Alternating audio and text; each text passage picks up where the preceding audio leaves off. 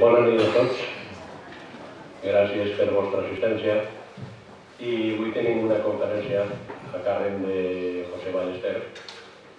José Ballester és membre de la Societat València Cultural Via Augusta i Camí de Sant Vicent de Màrtir. Pepe, podem dir-te Pepe? Pepe és professor de la Universitat Politècnica de València i és investigador de l'Institut Valencià d'Investigació Agrària.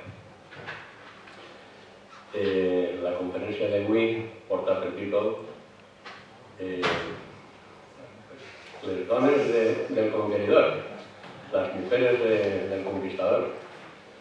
I jo crec que ens pot sorprendre contant-nos moltes coses perquè jo ja pensava que ens podia contar i parlant de les dones del conqueridor, que no sabem quantes poden, pot fer-nos passar un rato molt agradable.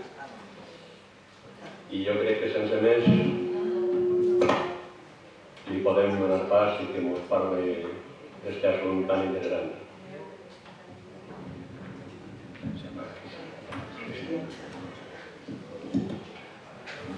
Hola, buena vesprà.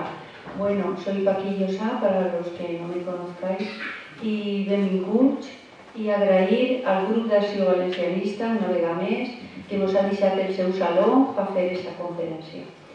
El nostre invitat d'avui és de lujo, és acadèmic de la Real Acadèmia de Cultura Valenciana i jo no tenia el gust de conèixer-lo, però un dia que coincidirem en Lola García Broc, pues ella me'l presentà i este senyor, que és superobert i amabilíssim, me va invitar a fer una visita que tenia ell programada en els seus alumnes per visitar el Jardí de les Hespèrides. No sé si tots el conegueu, és a la banda de fora del Jardí Botànic i és un jardí minimalista o així, no? Diria jo, bueno, és molt concret, són plantes, arbusts, arbres, però el que ell va fer és desvelar-nos el que és l'ànima d'un jardí, que a mi m'agrada moltíssim perquè aquesta ànima del jardí estava molt relacionada amb la mitologia, que a mi és un tema que m'ha apassionat sempre.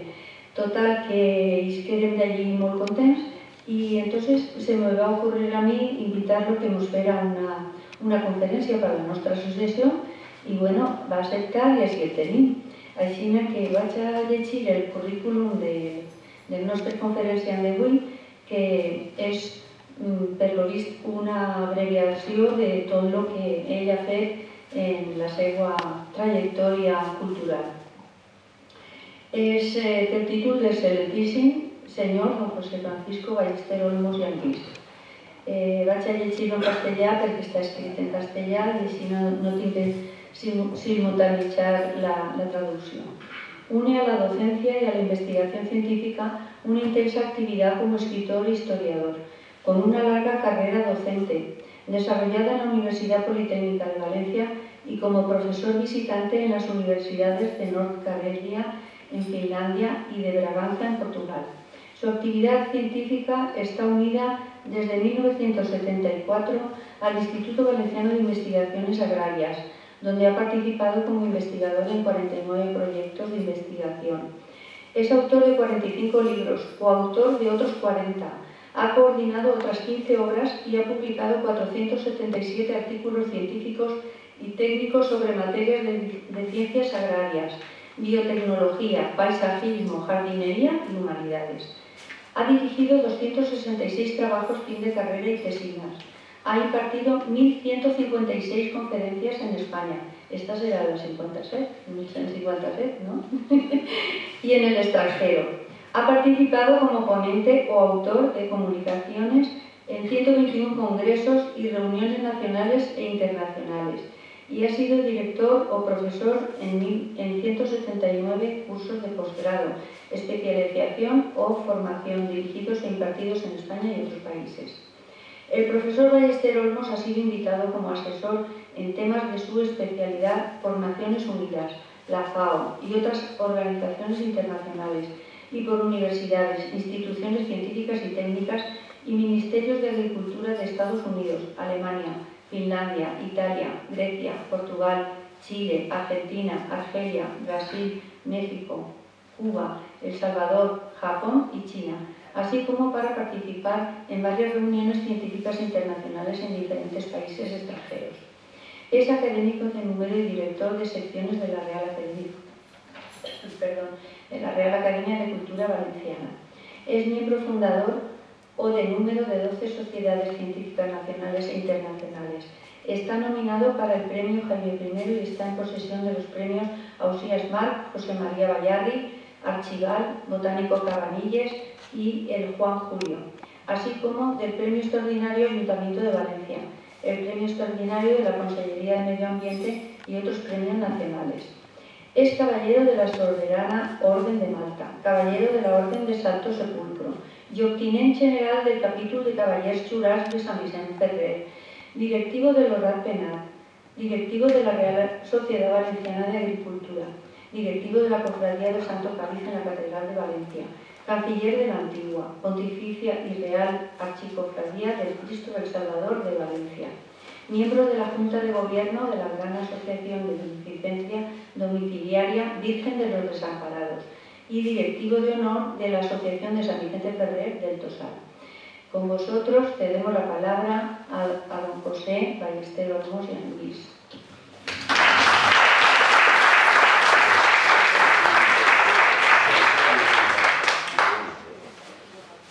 En primer lloc, vull agrair a la meva amiga Paqui Llosà la seva convidar a que avui les parlara d'un tema que a mi m'ha interessat molt i m'apassiona. I tinc que agrair també l'hospitalitat del meu benvolgut grup, al seu president, Manuel Latorre, a la meva amiga valenta valencianista present i a tots vostès que assisteixen així esta vesprà i a Víctor Llopis que mos acompanya.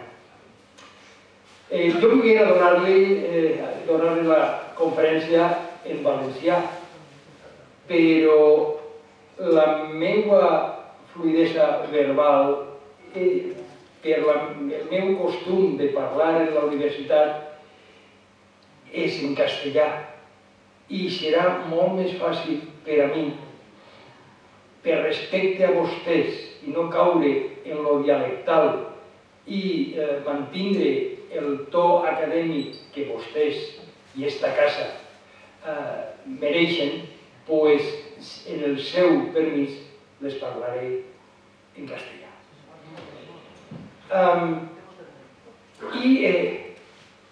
Yo vengo esta tarde aquí a un sitio donde hay gente con la cual yo puedo calentar mi corazón de valenciano y de valencianista. No es la primera vez que hablo aquí y llevo con orgullo una señora de oro que me regaló este grupo hace años, la primera vez que les hablé de un tema valenciano. Bien, hoy vengo a caldear mi alma de valenciano con ustedes con un tema que tiene que ver con una figura que para nosotros es esencial, que es el rey Don Jaime. Y el rey Don Jaime tiene unos valores pues dentro de su figura, que es poliédrica, tiene muchísimas caras.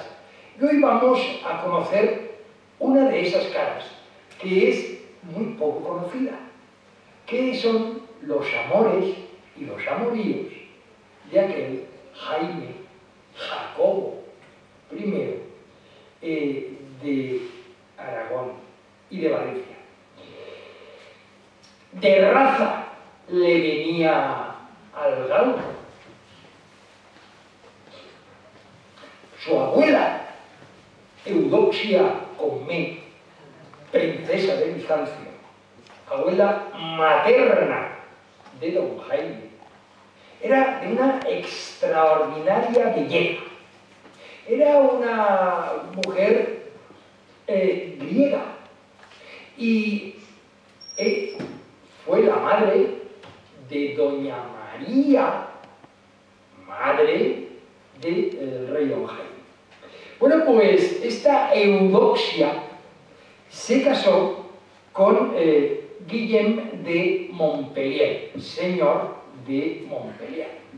Eudoxia y Guillem de Montpellier fueron los padres de María de Montpellier, madre del rey don Jaime.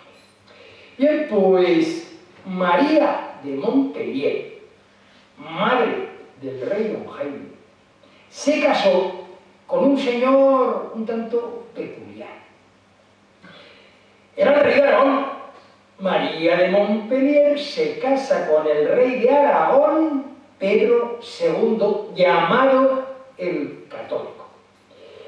Bien, pues Pedro II de Aragón, llamado el Católico, cuando su hijo, Jaime, en sus memorias, habla de él, de su padre, dice que aquel señor, Pedro de Aragón, era un home de fembres, lo que diríamos un mujeriego.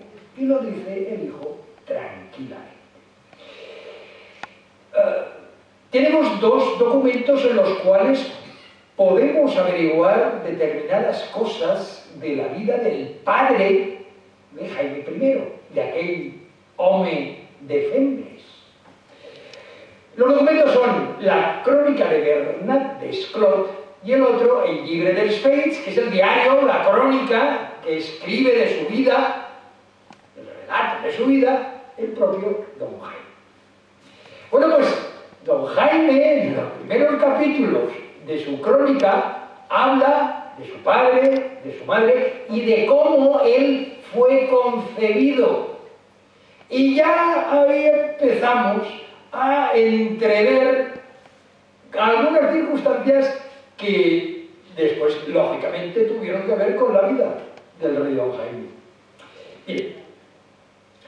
Pedro el Católico, el padre del rey don Jaime, era muy aficionado a las damas, pero a casi todas las damas menos a su mujer. Y compartía raramente el lecho conyugal con doña María. Claro, esto preocupaba enormemente a la corte, no solo por las soledades de doña María, sino porque de esa guisa no habría posibilidad de dar heredero al trono de la corona de Aragón. Bueno, pues en 1207 cuenta el propio rey don Jaime que su madre, doña María, que tenía entonces 27 años, se urdió una estratagema ayudada por sus damas y algunos de los prohombres de la corte, que lo que buscaban es que se produjera un sucesor a la corona. Y entonces le hicieron creer a don Pedro que determinada dama tenía cierto interés por él y que estaría dispuesta a una cita en secreto. Claro, ante esta propuesta de una noche de pasión con una desconocida dama, don Pedro interesóse. Claro, pero la dama había puesto como condición permanecer en el secreto y por lo tanto lo esperaría en el lecho de una habitación completamente a oscuras. En realidad, quien iba a estar en el tálamo era Doña María. Y esa era la estratagema que había urdido Doña María de Montpellier para poder tener en sus brazos a su marido, don Pedro, el huidizo. Claro, en esa situación, y vista la posibilidad de concepción y de heredero para la corona, la corte y algún eclesiástico se reunió en habitaciones cercanas y oraron toda la noche para que aquella coyunda llegara a buen efecto. Se dice que a la mañana siguiente, cuando don Pedro descubrió el engaño, fue presa de una gran ira. Incluso llegó a temer doña María que don Pedro pues le agrediera. Pero don Pedro retúvose, pero se fue airadamente diciendo que así el cielo quiera cumplir vuestros votos. Que sea que el cielo os ayude en lo que queríais hacer. Y se fue de Montpellier. El matrimonio iba mal, pero efectivamente el cielo escuchó las oraciones de doña María, la corte y los eclesiásticos que allí estaban en habitación contigua, y 9 meses más tarde nació mi señor Jaime I el Conqueridor. Era el año de 1208. No crean que eso le hizo mucha ilusión a don Pedro, porque nace el niño y hay documentos por ejemplo, el testamento de su padre, de Pedro, en el cual ignora totalmente a Jaime, lo ignora como hijo legítimo y señala como herederos de los reinos a sus hermanos, los hermanos de él. Imagínense la situación. Bueno, es un momento en el cual la parte norte del Reino de Aragón está en una situación casi bélica con un señor territorial muy potente de lo que ahora es el sur de Francia. Se llama Simón de Montfort. Simón de Montfort, si ven la flechita, ven esta mancha verde. Esta mancha verde es el territorio de Simón de Montfort.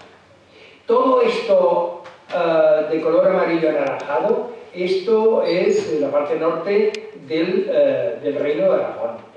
Todo lo rojo son terrenos, son condados del sur del sur de Francia, que eran protectorados de la corona de Aragón. Por lo tanto, don Pedro estaba obligado a defender estos territorios.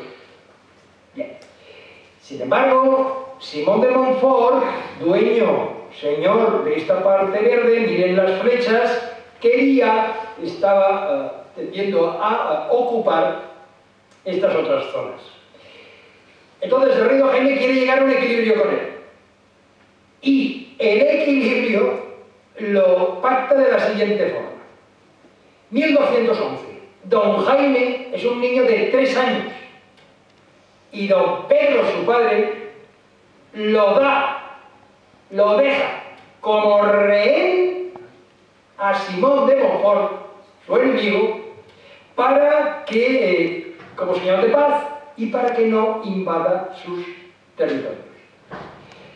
Entonces, el niño quedaría al cargo de Simón de Montfort, recibiría con él una educación caballeresca y cuando tuviera determinada edad, se casaría con la hija de Simón de Montfort, amicísima. Con lo cual, llegarían a un pacto, finalmente, a un vínculo de sangre. Bien, se lo lleva Simón de Montfort y queda encerrado don Jaime 3 años,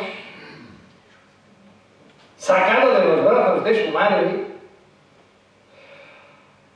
y se lleva a el señorío de Simón de Montfort, que tenía el punto principal en Carcassonne. Y allí, en Carcassonne, al sur de Francia, queda don Jaime. Claro, imagínense la madre de don Jaime, doña María, enfadadísima por esa reacción del marido de entregar a su hijo y heredero de la corona de esa manera, pues empezó, o dio lugar esto, a una disputa entre el matrimonio, doña María y don Pedro, que duró hasta que doña María murió. Y no crean que tardó mucho doña María en morir, porque murió con 33 años en Roma. ¿Y qué hacía con 33 años en Roma doña María? Pues nada menos que había ido a hablar con el Papa. Imagínense un viaje desde Montpellier hasta Roma para que ayudara a rescatar a su hijo. Pues mire, vamos a aprovechar, ahora que se oye el teléfono, y ajustamos los teléfonos y los apagamos. Bueno, pues había ido doña María a Roma para que el Papa influyera y le ayudara a rescatar a su hijo. Y además resulta que don Jaime, don Pedro, como se llevaba ya mal con la mujer, había pedido el divorcio. Y doña María quería conservar su matrimonio y su hijo, como fuera. Y entonces va a pedir ayuda al Papa para que no conceda el divorcio y además rescate a su hijo. No lo consiguió. En 1213, a los 33 años, muere doña María, la madre del rey don Jaime.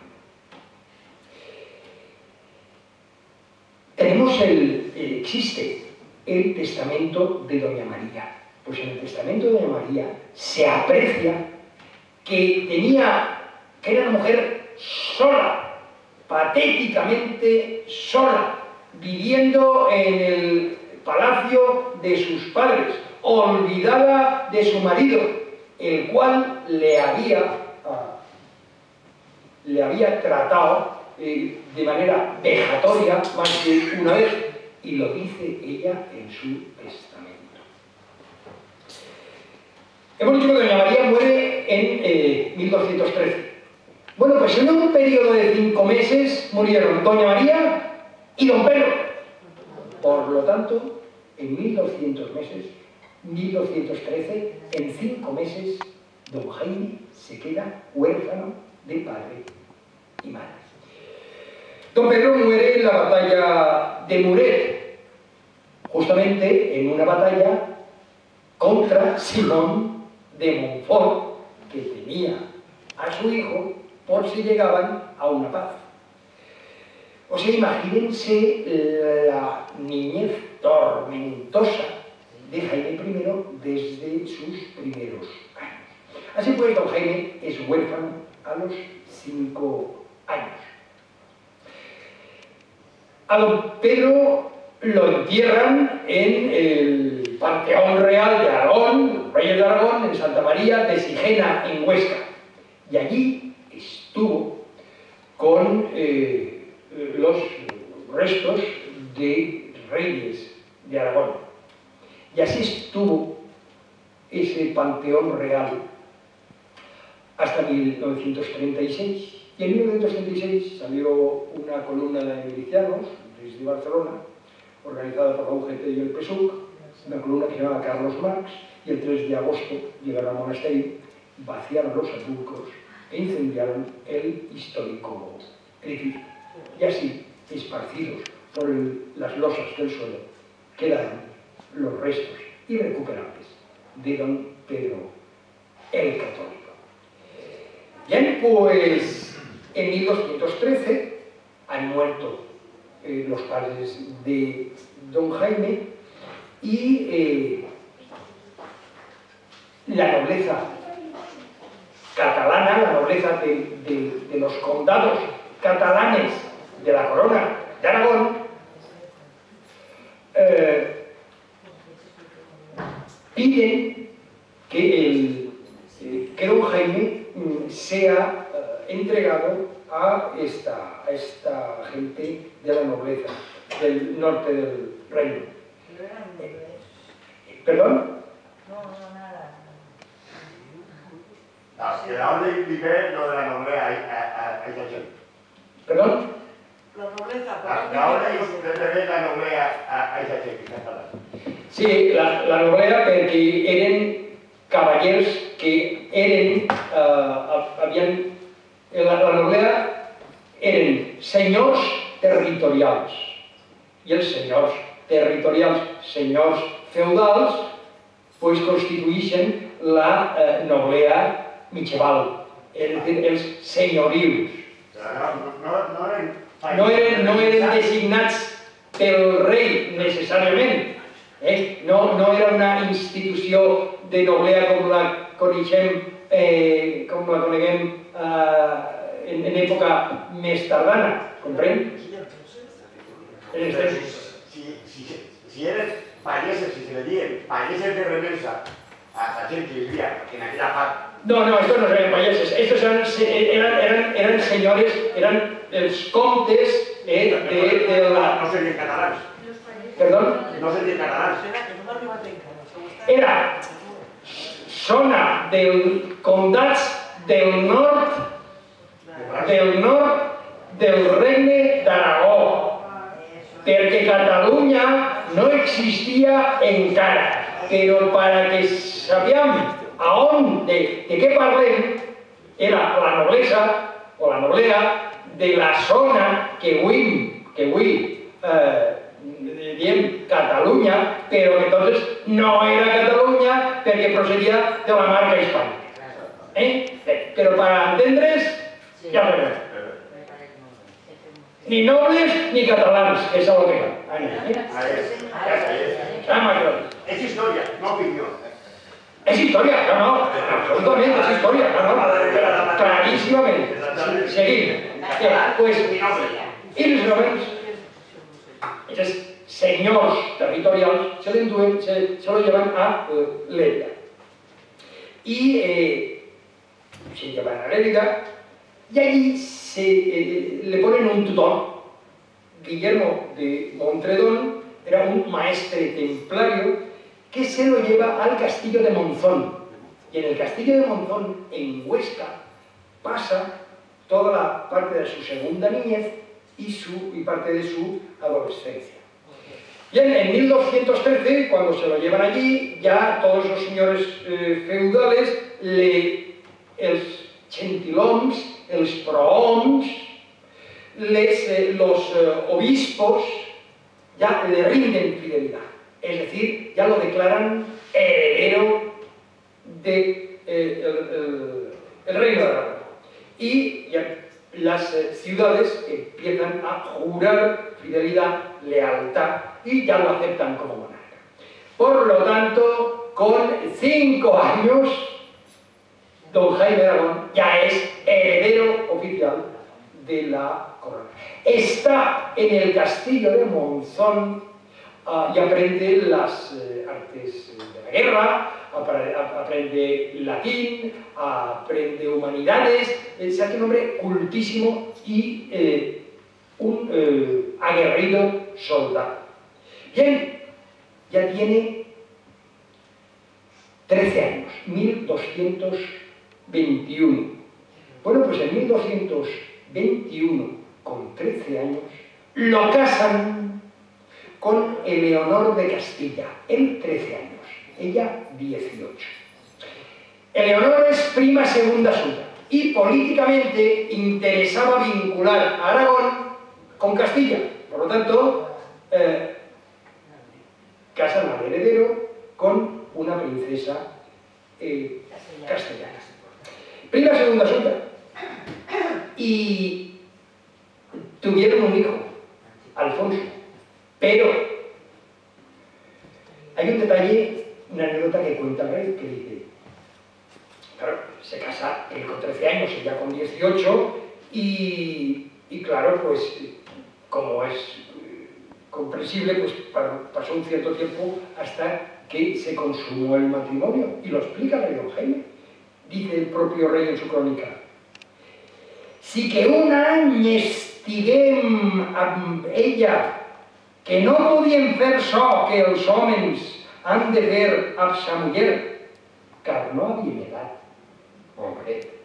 Y en 1228 el rey don Jaime tiene 20 años. Está casado con Eleonor de Castilla.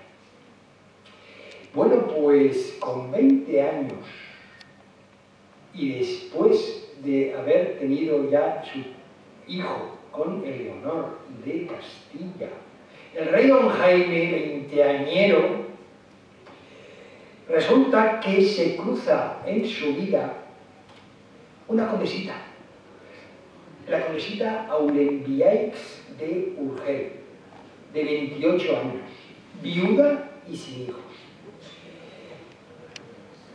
De pequeñitos, por razones políticas, habían sido nombrados futuro matrimonio, novios oficiales, pero la cosa se diluyó después y acabaron casándolo con la princesa de Castilla. Pero Aurembiaix de Urgel había sido su primera novia oficial.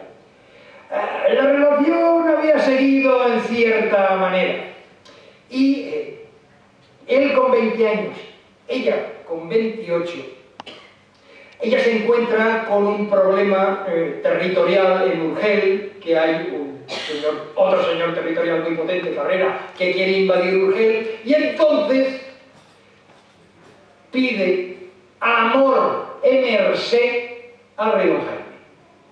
Y el rey don Jaime cumplió esa solicitud con toda generosidad. Y le dio amor e merced. Bien, los Cabrera se negaron a las órdenes que había dado el rey don Jaime de que se retiraran de los terrenos de Urgel, no accedieron y el rey don Jaime tomó con 20 años las armas y con su ejército restauró la entidad territorial de Urgel, acompañado con Aurembiaix, que ven en ese sello cómo está a caballo, porque era una mujer guerrera, valiente. Bien, pues doña Aurembiaix y don Jaime hicieron un pacto. Hicieron un pacto un contrato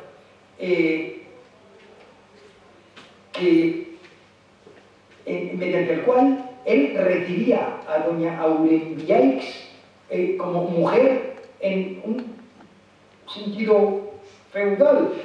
No se podía ella casar sin consentimiento de don Jaime, etc. Bien, esa relación política llegó a terrenos más sentimentales.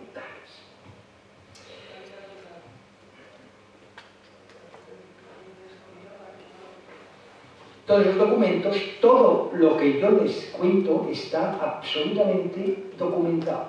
Hay referencias documentales de todo lo que les voy a decir.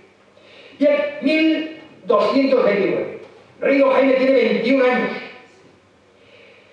Lleva 8 años casado con doña Eleonor. En el entretanto ha tenido su afer con doña Aurembiaix. Y pues a los 8 años de casado con doña Eleonor, don Jaime alega consanguinidad al Papa, diciendo que es prima segunda mía. Y por lo tanto, como hay consanguinidad, solicito la anulación del matrimonio. Se reúnen en Tarazona un tribunal con el legado pontificio, 12 obispos, comparece el rey, pide la anulación del matrimonio y enseguida consigue la anulación. Consigue la anulación y a continuación se va a la conquista de Mallorca. La pobre doña Eleonor se retira a Castilla y recibe como compensación la villa de Ariza, en Aragón, y se va. Se va a Castilla, allí vivió 15 años más y murió a los 42 años en el monasterio de las Huelgas de Burgos. Y en ese mismo año muere Alfonso, el hijo que había tenido doña Leonor y el rey don Jaime. Por tanto, el rey don Jaime se encuentra soltero y sin hijos, con 21 años. Claro, ustedes saben cuál fue la razón de que don Jaime se separara de doña Eleonor. ¿Fue la consanguinidad? No, se llamaba, ahí la tienen arriba, Elo Álvarez, que había sido realmente su primer amor, y en las cartas le llama Dilecta Nostra. Por cierto, era pariente de su mujer, de doña Eleonor. Pero es que también había otra razón más, con faldas, para que se separara de doña Leonor. Se llamaba, miren bajo la flechita, doña Berenguela Fernández, aragonesa, de la cual tuvo 2 hijos, documentadísimos. Don Pedro Fernández, un hombre apuesto, nombrado almirante por don Jaime, y le dio la baronía de hija, y también una niña que se llamó Berenguela Fernández como la madre.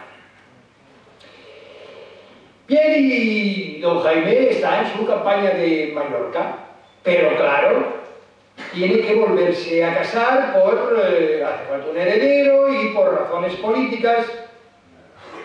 Se casa con doña Violante de Hungría.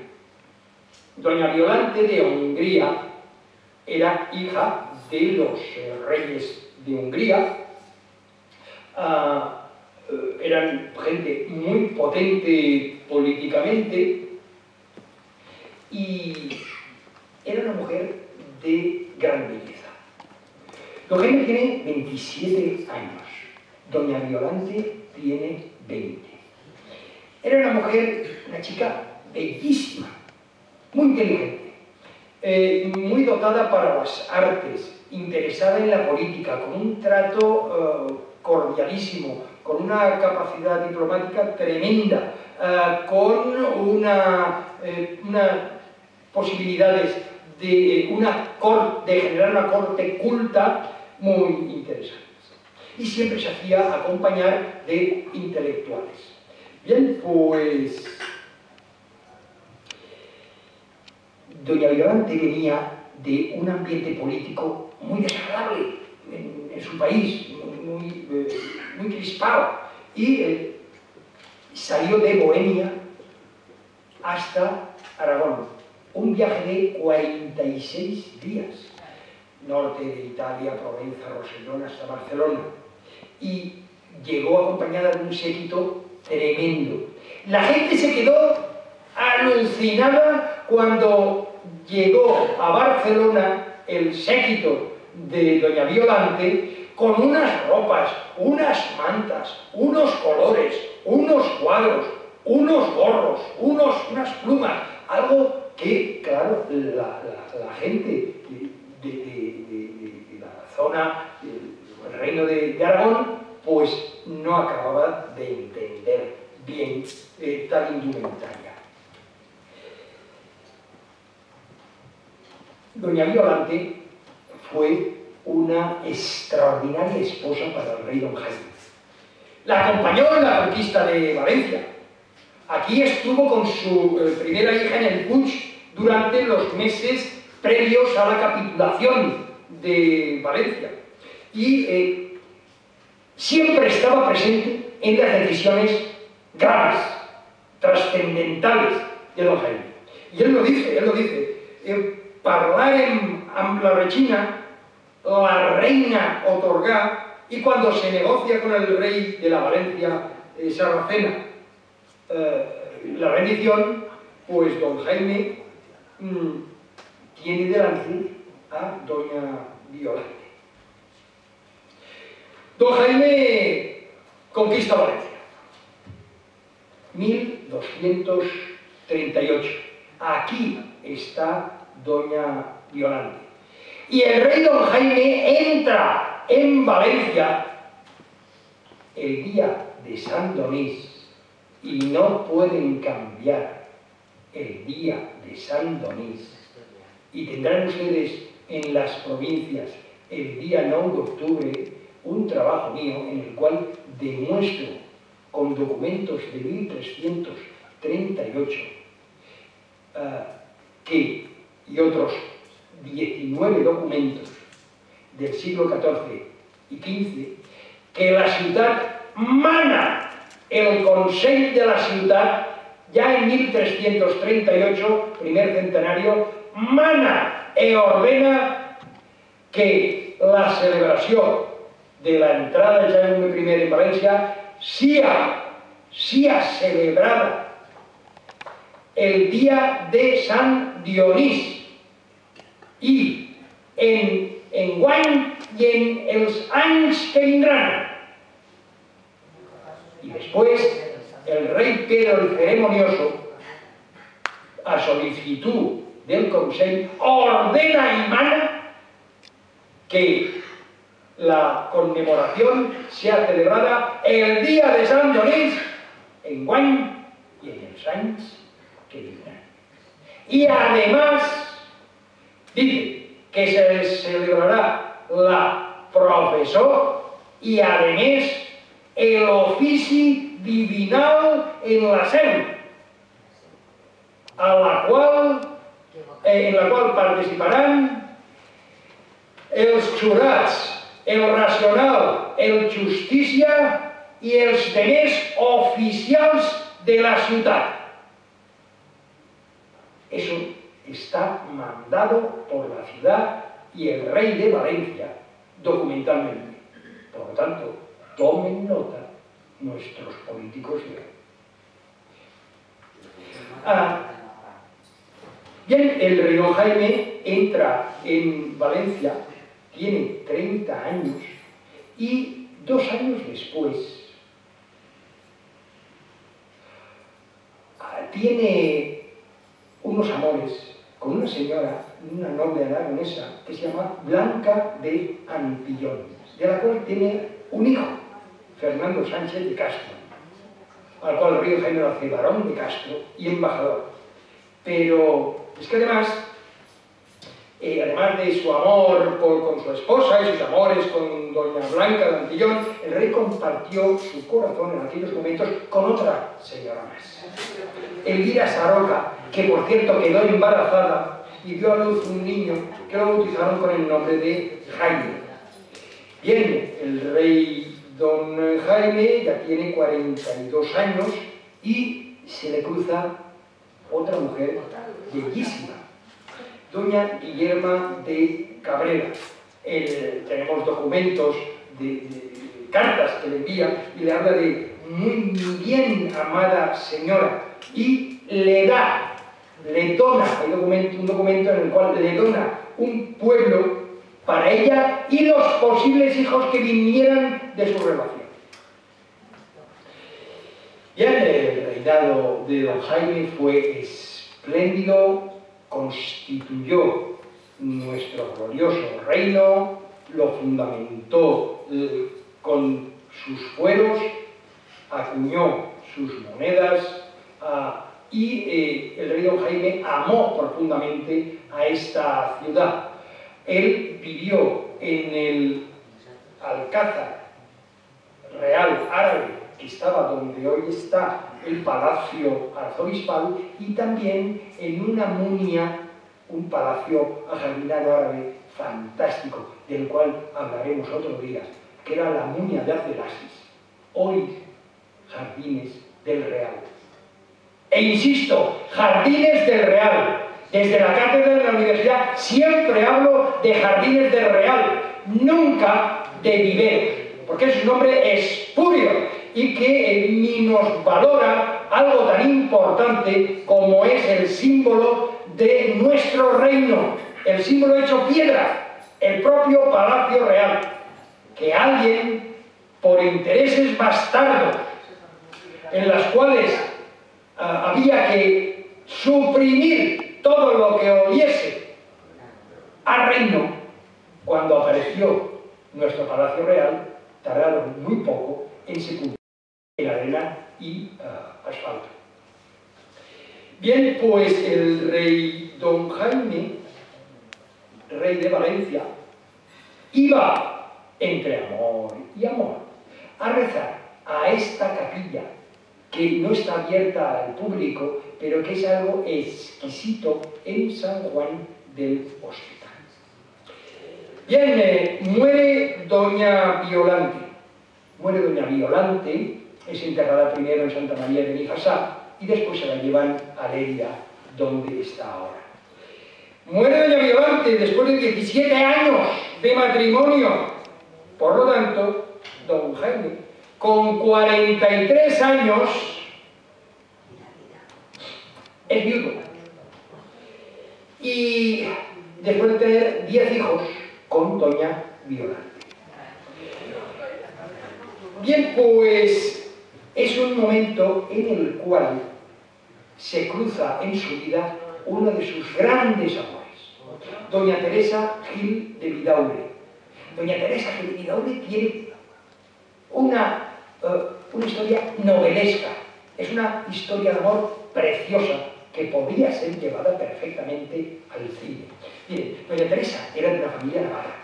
Se casa primero muy jovencita con un señor, don Sancho Pérez de Lodosa, y tienen un hijo, y al cabo de 2 años se queda embarazada enseguida, tienen un niño, y enseguida se muere el marido. Muy bien, y por lo tanto, muy jovencita y con un niño, doña Teresa es viuda. Ella era una mujer muy piadosa y se encuentra con don Jaime, 43 años, apuesto y viudo. Don Jaime galantea y ella rechaza. Pero, dada la insistencia del rey don Jaime, finalmente accede ella a tener un encuentro con el real galán en un aposento. Bien, pues en ese encuentro hay un testigo que va con el rey don Jaime, que queda en la habitación de al lado. Bueno, pues esa relación se consolidó, en meses se consolidó. Bueno, pues en menos de 2 años tienen 2 hijos. Don Jaime, señor de Jérica, y don Pedro, señor de Aguirre. Le da, a partir de entonces, don Jaime le dona a doña Teresa castillos, el Alcázar de Valencia se lo da a ella, señoríos, etc.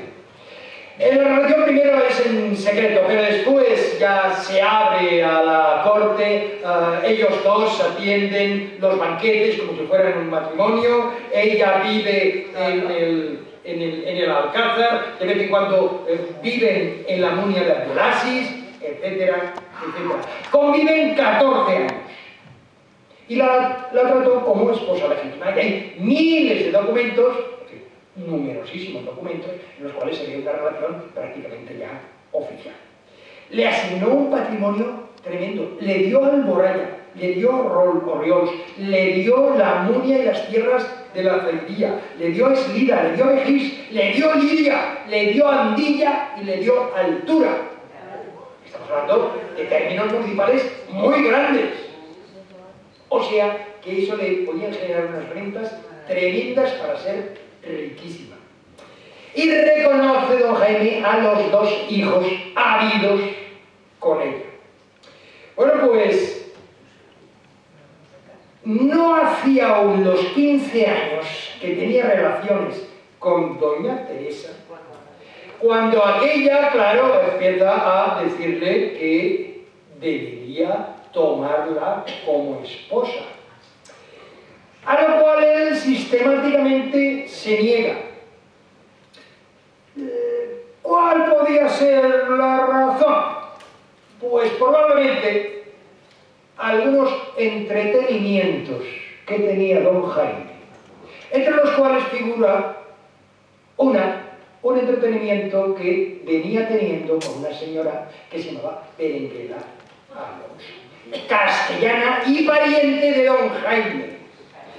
Que no crean que la cosa no está documentada, sí, y le da a doña Berenguela todo el término de Tárvena, magnífica sobrasada, por cierto. Y, claro, el rey es acuciado por los eclesiásticos que ven que está en una situación irregular. Y entonces, antes de irse a la conquista de Murcia, se confiesa y hace propósito de enmienda. Vuelve de Murcia, llama a don Berenguela y se la lleva a vivir con él. Le da patrimonio, etcétera, etcétera. Entonces quedó como un tanto diluido aquel propósito de enmienda de don Jaime. Y además establece un dote con doña Berenguela para los hijos que pudieran venir. Claro, según la legislación canónica, había un concepto que era matrimonio ex juris presumptione, es decir, el matrimonio de hecho y con aceptación de los dos y con compromiso era una forma de matrimonio. Bien, sobre todo cuando la mujer accedía a vivir con el hombre, esto con promesa del matrimonio del hombre, y eso había existido. Y entonces ella empieza a exigirlo. Empieza a exigirlo y apela al Papa. Y el Papa le da la razón y le dice, sí, pero necesito un testigo de ese compromiso. Y entonces ella va a buscar a aquel caballero que 15 años antes había acompañado al rey don Jaime al encuentro amoroso en el aposento del que hemos hablado. Pero aquel señor se había muerto y se encuentra la pobre doña Teresa en tal conflicto que le aconsejan, vamos a ver, mira, la solución que tienes es acudir al confesor de don Jaime, que lo sabe todo de él. ¿Quién es el confesor? Pues fray Berenguer de Castellbisbal. Pues fray Dominico, fray Berenguer lo sabe todo el rey don Jaime porque lo ha acompañado en toda la campaña de Valencia y lo sabe todo. Y entonces ella acude a fray Berenguer. Y fray Berenguer firma el testimonio de que efectivamente había habido compromiso.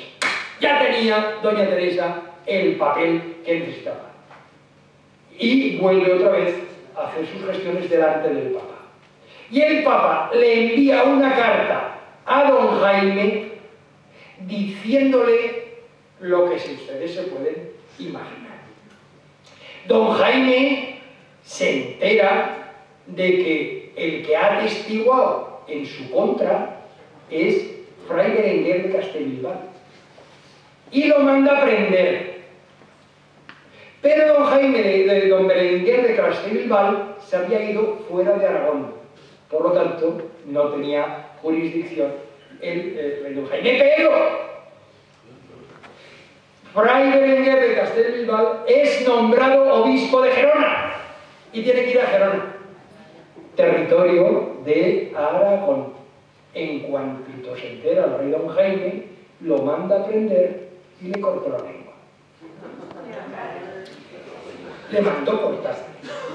Bueno, doña Teresa apela de nuevo a la Santa Sede, el Papa Inocencio IV acepta la alegación, no tolera el desmán que ha habido con el obispo y el Papa excomulga al rey don Jaime. Claro, el rey don Jaime, un rey cristiano excomulgado, eso era políticamente tremendo, sobre todo porque sus campañas de expansión del territorio, como era contra la morisma, quería que se le declarara a esas acciones de guerra cruzadas. Y si se declaraba cruzada, tenía todo el apoyo económico de todos los reinos de Europa. Claro, políticamente y económicamente, para él era un desastre ser excomulgado. Y pide indulgencia. Solicita indulgencia y claro, pues el Papa le dice que solo en determinadas condiciones. Y se organiza un tribunal en Lérida, en el cual están los legados pontificios, obispos, diplomáticos, la creme de la creme de los territorios del Reino de Aragón están en Lérida, con todos los eclesiásticos en un gran cadafal. Se arrodilla el rey don Jaime y confiesa sus pecados y vuelve a expresar su propósito de enmienda. Y además ofrece en compensación a la Iglesia la fundación de un monasterio y la donación de unos terrenos para que sirvieran al monasterio. Ahí nace Santa María de Benifasá, la tinensa de Benifasá. Bien, pues, de acuerdo, él ha dejado a doña Teresa, pese a todo eso, la ha dejado, no se casa con ella y sigue con doña Berenguera. Sigue con doña Berenguera. Bueno, pues en ese mismo año, doña Teresa percibe que le han salido unas manchas en la piel. Y los médicos le diagnostican lepra. Don Jaime tiene 57 años. Tiene 57 años. Y entonces solicita al Papa la anulación porque la mujer tiene enfermedad pestilente, con lo cual es motivo de anulación de lo que pudiera haber con doña Teresa. El Papa había dicho que estaban casados, sí, pues mira, ahora me lo tienes que anular porque hay enfermedad pestilente. Y además, en la solicitud de disolución del matrimonio que le hace al Papa, le dice: solicito esta disolución, pues solamente había dado palabra de casamiento, a lo cual sucedieron cópulas y nacimiento de hijos, pero que le parecía que no se trataba de un matrimonio consumado. Claro, el pontífice le contesta: nos admiramos mucho del descaro y de la intención con que habéis presentado ante nos una petición contra Dios y tan monstruosa hasta para los hombres.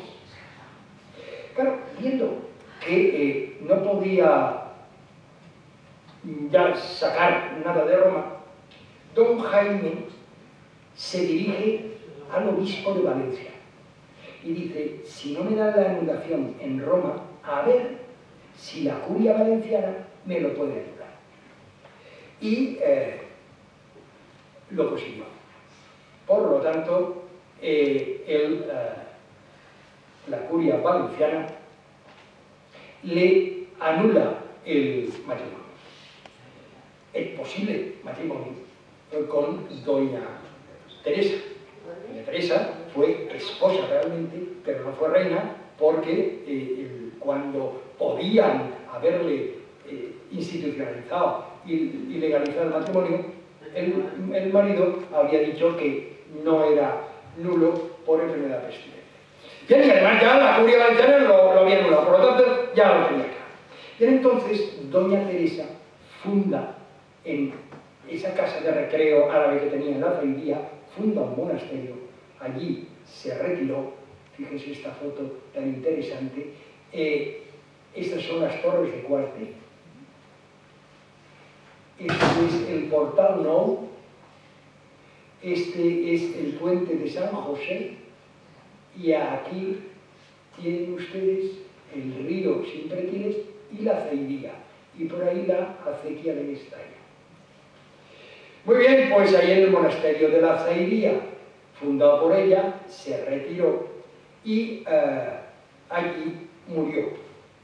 Bien, don Jaime tiene ya 66 años. Bueno, pues aparece una chica que se llama Sibila de Sagá, que confortó los 2 últimos años de don Jaime. Ojo, era nuera de Guillermina Cabrera, que había sido amante de don Jaime 24 años antes, o sea que ya don Jaime iba por la segunda generación. Bien, pues muere doña Berenguela y muere sin descendencia. Entonces sabemos que con ella no tuvo hijos. Bien, pues don Jaime, aquel conquistador de reinos y de corazones, murió a los 68 años en el Palacio Real de Valencia. Perdón, murió en Alcira.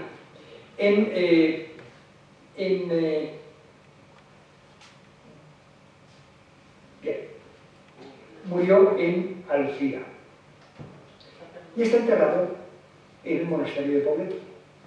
Pero fíjense, un hombre, home de fembres, como su padre, duerme solo. Fíjense en el mausoleo donde están todos los reyes de Aragón con sus esposas. El rey don Jaime está solo. ¿Pero qué hay en ese panteón? Miren, así eran los panteones antes de 1835. Ahí estaban enterrados la mayoría de los reyes de Aragón y Valencia. Pero en las épocas revolucionarias del siglo XIX son destruidos los panteones y los cuerpos esparcidos por el suelo, inidentificables. Entonces se recogen los miembros y los cuerpos y se juntan más o menos según el párroco de la parroquia cercana, pues establece un criterio de cómo podría ser.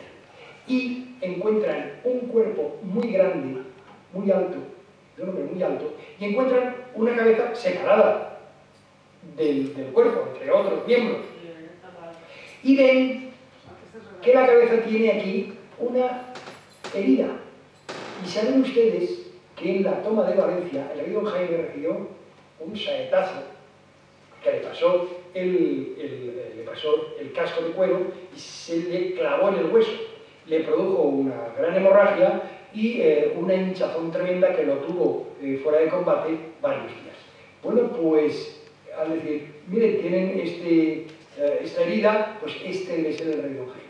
Unieron esa cabeza y ese cuerpo, lo metieron en una caja y lo llevaron a la parroquia de Tarragona y lo pusieron en la catedral de Tarragona y lo pusieron detrás del altar, ahí.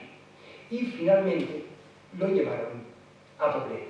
Por lo tanto, lo que hay en Poblet no está claro que sea ni el cuerpo ni la cabeza del rey don Jaime. Bien, y sigo diciendo que es un mausoleo en el cual aquel rey amador permanece solo. Permanece solo por voluntad propia, porque cuando hizo su testamento dejó establecido que quería ser enterrado con los hábitos del Cister. Por lo tanto, se hizo monje en los últimos días de su vida. Por lo tanto, si era monje, no podía ser enterrado con una mujer. Por lo cual, él quiso que fuera enterrado solo. Pero, además, escribió: voy a tomar los hábitos porque el quien tiene una buena muerte honra su vida. Diciendo, lo pasado, pasado. Claro, pues con esto ven ustedes ese aspecto amable del rey Don Jaime, amable a la hora de hablar de él y amatorio en su verdadera acción. Claro, ¿y por qué? Porque Don Rey Don Jaime era un hombre guapísimo. Hay una descripción de su tiempo. Dice: aquest rei en Jaume fou plus de l'home del món, que ell era major que altre home pan, i era molt gran de cara, vermella, flamenca, ulls verdes, bells cabells rossos, grans espatlles i llong cos delgat. Bien, con eso queda, digamos, configurada esa otra imagen del rey Don Jaime, que además de conquistar aquellos corazones, conquistó nuestro glorioso reino de Valencia. Nada, muchas gracias.